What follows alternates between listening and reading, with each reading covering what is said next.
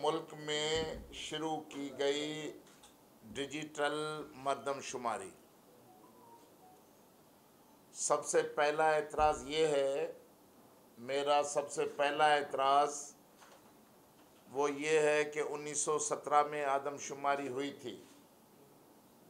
1917 में आदमशुमारी हुई थी, तो हर 10 साल के बाद आदमशुमारी होती है। क्या मुल्क में आफत आ पड़ी है, कोई आलमी जंग छिड़ गई थी, कोई ज़लज़ले आ गए थे, कोई सैलाब आ गए थे कि लाखों करोड़ों इंसान मर चुके या तबाह हो गए। इसके लिए इंतहाई ज़रूरी है कि ये 5 साल में नए सिर आदमशुमारी करके और मुल्क के लिए कोई प्लानिंग तरतीब दी जाए। तो हम रद्द करते हैं ये कानूनी तौर पे आलमी जो रवायतें हैं उसके ख़िलाफ़ वर्जी है कि आप 10 साल के बाद 5 साल में आदमशुमारी कर रहे हैं। इस वजह से लोगों को शकूक बढ़ रहे हैं। दूसरा ये है कि आप डिजिटल आदमशुमारी करवा रहे हैं। डिजिटल आदमशुमारी आपके जो स्टाफ है, जो आपका आदमशुमारी काउंट वाला अमला है, एन्यूमरेटर्स जिसे कहते हैं, वो प्राइमरी असातिज़ा हैं, प्राइमरी असातिज़ा या क्लर्क किस्म के लोग हैं। तो उन गरीबों को तो आपको टैबलेट ही ऑपरेट करना नहीं आता, टेलीफोन बड़े मुश्किल से चलाते हैं, मैसेज भेजना, टेक्स्ट मैसेज भेजना और व्हाट्सएप पैगाम भेजना, तो वो किस तरह इतने कॉम्प्लिकेटेड इंस्ट्रूमेंट को और उनकी पूरी प्रोग्रामिंग को किस तरह सरअंजाम देंगे। मकसद ये है कि यह डिजिटल आदमशुमारी इलेक्शन की तरह आरटीएस जिस तरह करप्ट हुआ था, इसी तरह ये जो आपने टैबलेट्स दिए हुए हैं इनको हाथों में असातिज़ा को, ये सिर्फ दुनिया को दिखाने के लायक होंगे, लेकिन असली अदाद व शुमार जो है वो वहाँ कंप्यूटर रूम्स में बैठे हुए जो इनके इंजीनियर्स हैं, जो आबादी के तनासुब एक रेशो से बनाएंगे, वो ही हकीकी आदमशुमारी करेंगे। बाकी धोखेदही के लिए आपने असातिज़ा को ये आईपैड और ये जो नोटबुक दिए हुए हैं, इसलिए हम कहते हैं कि ये आदमशुमारी दुरुस्त नहीं होगी। दूसरा ख़दशा हमारा ये है। तीसरा ख़दशा ये है कि सैलाब के मुतासरीन अभी तक घरों में वापस नहीं गए हैं। सिंध हुकूमत कहती है कि 1.5 करोड़ इंसान बेघर हो चुके हैं। 1.5 करोड़ इंसान, 15 लाख घर जो हैं वो मिट के ख़त्म हो गए, जिसमें 4 लाख घर जो 10 लाख घर जो है वो मुकम्मल तौर पे मिट गए, डिमोलिश हो गए। जिन आदमियों के पास अपना घर नहीं है तो उनकी हाउस काउंट कहाँ होगी, उनके घर का नंबर कहाँ लगेगा। लोग अपने रिश्तेदारों में पड़े हुए हैं, लोग जो है शाहराहों पे पड़े हुए हैं, दरिया के बंद के नीचे पड़े हुए हैं। तो ऐसे लोगों की काउंटिंग कैसे होगी, किस तरह होगी, हाउस काउंट किस तरह होगी।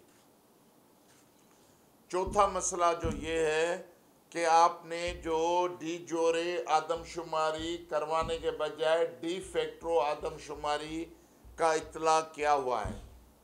डी फैक्टो का मतलब ये है कि आपने शनाख्ती कार्ड निकाल लिया। मैं अगर पाकिस्तान का शनाख्ती कार्ड लेने जाऊंगा तो मुझसे मेरे बाप का, मेरी वालदा का नाम पूछेंगे कि मेरा वालिद कहाँ का रहने वाला था, मेरी माँ कहाँ की रहने वाली थी। फिर वो अपना आईडी कार्ड जो निकालते हैं, तो आप बग़ैर आदमशुमारी के लोग जहाँ होंगे, जिस तरह होंगे, उनको आदमशुमारी में शुमार करेंगे। तो इसका मकसद ये है कि सिंध में बहुत सारे सालों से धारी आबादकारी नामंजूर, गैर कानूनी आबादकारों को बाहर निकालो। सिंध में इलीगल इमिग्रेंट्स तकरीबन 50 लाख के लगभग लोग रहते हैं। अफ़गानी रहता है, बंगाली रहता है, बर्मी रहता है, हिंदुस्तान से आए हुए लोग रहते हैं। तो इस सूरत हाल में आप जो है बग़ैर शनाख्ती कार्ड के आदमशुमारी देंगे तो हमें ख़दशात है कि वो जितने भी लोग इलीगल इमिग्रेंट्स हैं उनको आप काउंट करके सिंध के मुस्तकिल शहरी के तौर पे उन्हें सर्टिफिकेट देकर आबादी का मुस्तकिल हिस्सा बना देंगे। दूसरे वो लोग हैं जो इकोनॉमिकल इमिग्रेंट्स आए। मसलन मुशर्रफ के ज़माने में जो रद्दुल फसाद ऑपरेशन चल रहा था, उसमें बाजोड़, वाना, वज़ीरिस्तान के लोग यहाँ आए थे। राइल शरीफ के ज़माने में जो ऑपरेशन था उसमें लोग आए थे। वो आए थे आर्जी पनाह के लिए कि वहाँ उनके एक तालिबान से ख़तरा था, दूसरा जो है उनको जो आर्मी ऑपरेशन की वजह से उन्होंने जो लोग थे उनको निकाला वहाँ से कि आप महफूज पनाहगाह में जाए। तो वो सारे लोग जो तकरीबन 20 लाख के लगभग लोग हैं जो कराची, जामशोरो डिस्ट्रिक्ट हैदराबाद में आबाद हो चुके हैं, तो इन 20 लाख लोगों को आप बग़ैर शनाख्ती कार्ड के, उसके माँ बाप की हिस्ट्री पूछे बग़ैर आप अगर इसमें शामिल कर देंगे तो फिर हम समझते हैं कि ये पूरी की पूरी साजिश है। ये आदमशुमारी मुल्क की प्लानिंग के लिए नहीं हो रही है, लेकिन ये आदमशुमारी सिंधियों को अपने वतन में अक़लियत में तब्दील करके सिंधियों से अपना मादरे वतन छीनने की कोशिश की जा रही है, जो किसी भी सूरत में काबिल कबूल नहीं होगी। और जितना वक्त आपने दिया है डिजिटल आदमशुमारी के लिए, आपने 10 दिन दिए हैं और 20 दिन आपने दिए हैं इनको घर घर घूमने के लिए। अगर महज़ब मुआशरा होता, इंसाफ पसंद आदमशुमारी होती, तो कम से कम पहले आपको इस सारे अमले को ट्रेनिंग देने की ज़रूरत थी। कम से कम 60 दिन की इन अमले को ट्रेनिंग दी जाती, फिर कम से कम 3 महीने 90 दिन का टाइम दिया जाता कि ये लोग जो हैं एक एक आदमी, एक एक बच्चा, एक एक फ़र्द को शुमार करें। तीसरा ये है कि इस खानों में, आदमशुमारी के खानों में 2 खाने और बनने चाहिए थे कि मुस्तकिल शहरी जो सिंध में हम उर्दू, बलोची, सिंधी जो कदीमी शहरी हैं कराची से लेकर सिंध में, वो मुस्तकिल अपनी शनाख्त के तौर पे उनको अलहदा लिखा जाता। दूसरे ये हैं कि जो इकोनॉमिकल इमिग्रेंट्स आए हैं रोज़गार के लिए, कोई सरकारी नौकरी की वजह से ट्रांसफ़र होके आया है, उनकी अलहदा इंदराज होता। तीसरा ये कि जो मुकम्मल गैर मुल्की हैं या आए हैं मुख्तलिफ असबाब की वजह से, उन सारे लोगों का सिंध की आदमशुमारी में अलहदा खाने में इंदराज होता और उनको आदमशुमारी के बाहर निकालने का पूरा इंतज़ाम किया जाना चाहिए। हमारा मुतालबा भी ये है कि अफ़गानिस्तान में अमन हो चुका है, इनको वापस भेजें। जो जनरल ज़िया से अफ़गानी आए अभी तक तांता बंदा हुआ है, इनको वापस भेजें। आप पश्तूनख्वा में इंडस्ट्रियलाइजेशन करें, पंजाब में रोज़गार के मौके पैदा करें, लोगों को अपने अपने सूबे में भेजें। ये सिंध जो है सिंधियों का तारीख़ी मादरे वतन है, इसमें अक्सरियत से रहने का हक सिर्फ सिंधियों का है, हाकिमियत का हक हमारा है। असेंबली में 80% हम सिंधी जो हैं वो असेंबली में मौजूद हों और 20-22% जो उर्दू बोलने वाले हिंदुस्तान से आए उन्हें भी हम सिंधी समझते हैं, वो लोग यहाँ हों, उनकी हकीकी प्रॉपर नुमाइंदगी हो। यूनियन काउंसिल, टाउन कमेटी और म्यूनिसिपल कॉरपोरेशन से लेकर MP, MNA, सेनेट तक, तब हम समझेंगे कि ये आदमशुमारी जो है इंसाफ पसंदी पे मुबनी है। अब पीपल्स पार्टी को पता नहीं क्या पड़ी है कि 1.5 करोड़ इंसान घरों में मौजूद नहीं है, 15 लाख घर मिट के ढह कर ख़त्म हो गए हैं, लोग बेयारो मददगार पड़े हैं और ऑफिशियली आदमशुमारी की टाइम में 5 साल अभी बाकी हैं। तो इस अरसे में इनको क्या इमरजेंसी है कि वो इमरजेंसी के बुनियाद पे 5 साल के बाद फौरी आदमशुमारी करना चाहते हैं। इसका यही मकसद है कि ये आदमशुमारी एक तो MQM पाकिस्तान की फरमाइश में हो रही है, दूसरे जो सिंध में अफ़गानी नुमाइंदगी जो अल्ताफ़ हुसैन और इसने इमरान खान ने जो बनाई है, अफ़गान नुमाइंदगी जिनको ज़बरदस्ती माजी में सियासत में धकेल कर मुस्तकिल शहरी बनाने की कोशिश की गई है, ये उनकी फरमाइश पे हो रही है कि जहाँ भी जिस तरह पीपल्स पार्टी की तरफ से सहरा ताज हैदर साहब ने उठाया हुआ है। वो कहते हैं बस जहाँ भी है जिस तरह भी है लोगों को गिने और सिंध में शामिल करें। और पीपल्स पार्टी मंतक देती है कि अगर ये आदमशुमारी अभी इस तरह काउंट होगी तो हमें आबादी के तनासब से NFC में बड़ा हिस्सा मिलेगा।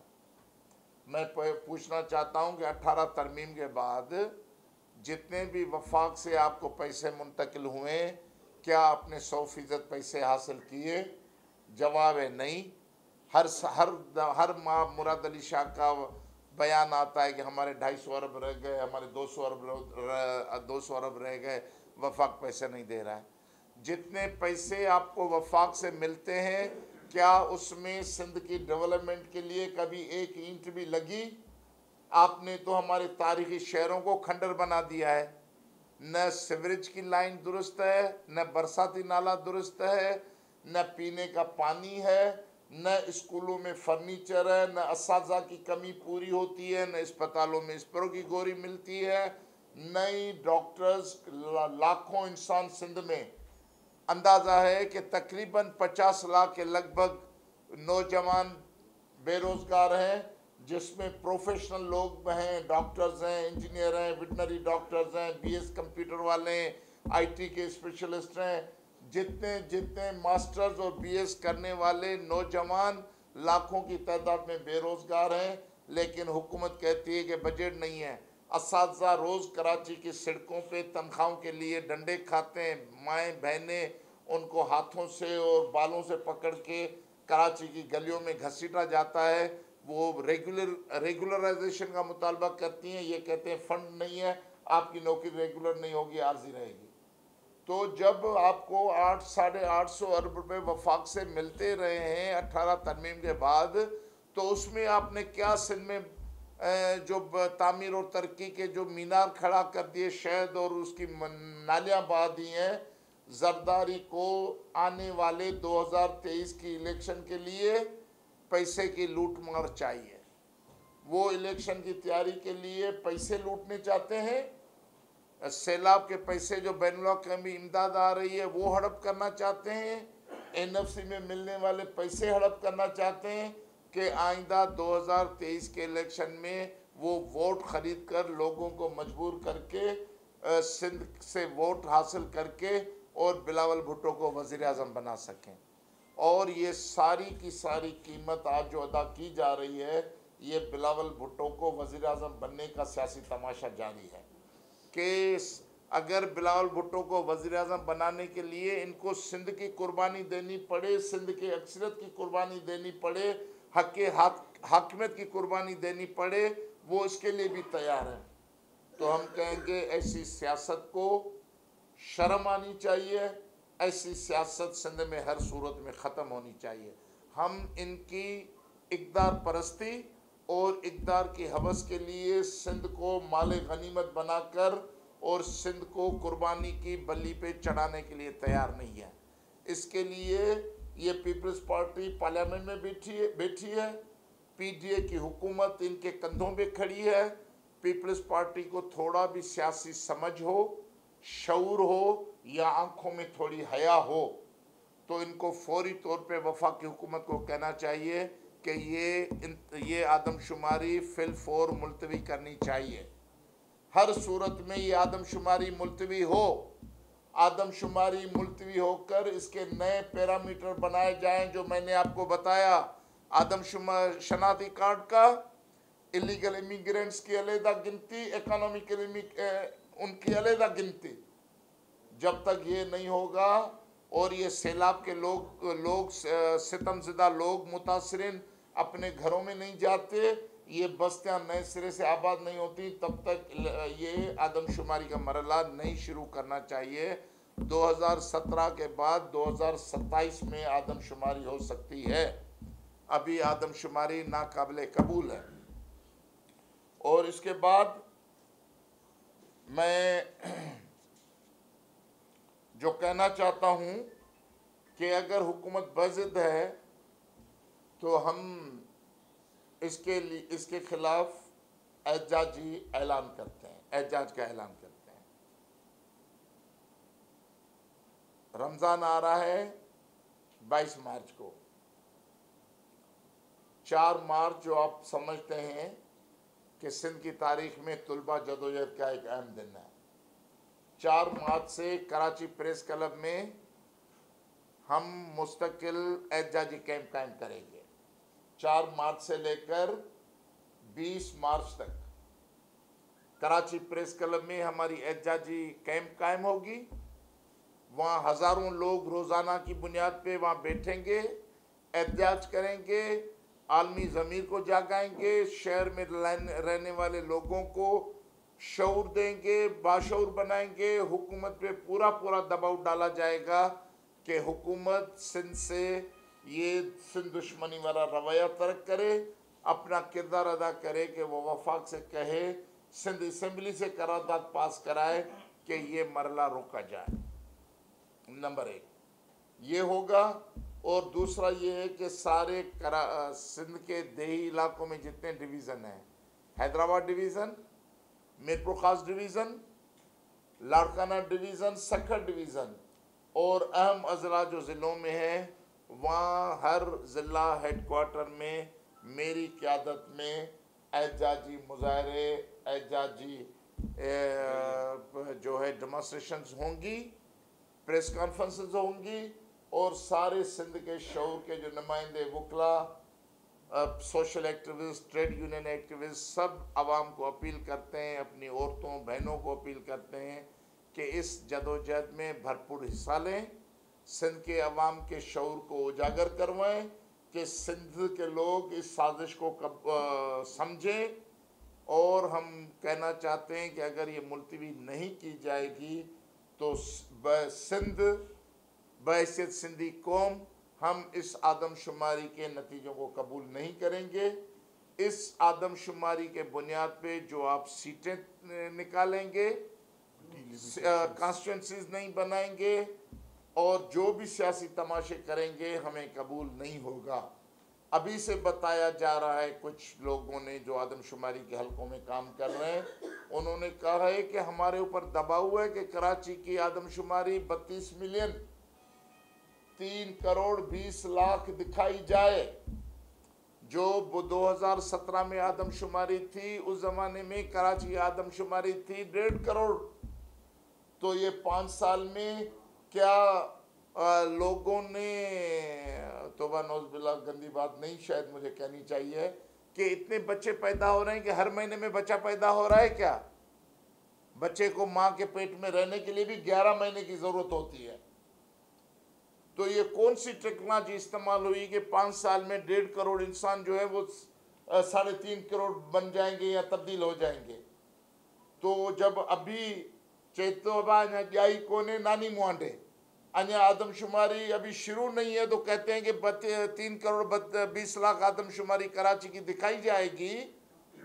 तो मकसद ये है कि उनके इंटेंशन वाजे हैं कि शहरों से सिंधी सियासत का अमल दखल ख़त्म करना चाहते हैं और मजमूई बहैसियत सिंधियों को अक़लियत में तब्दील करना चाहते हैं और सिंध की दायमी हाकमियत सिंधियों से छीन कर सिंध के वज़ीर आला पर किसी गैर सिंधी को लाकर वो आइनी और कानूनी तरीके से सिंध पे कब्ज़ा करना चाहते हैं।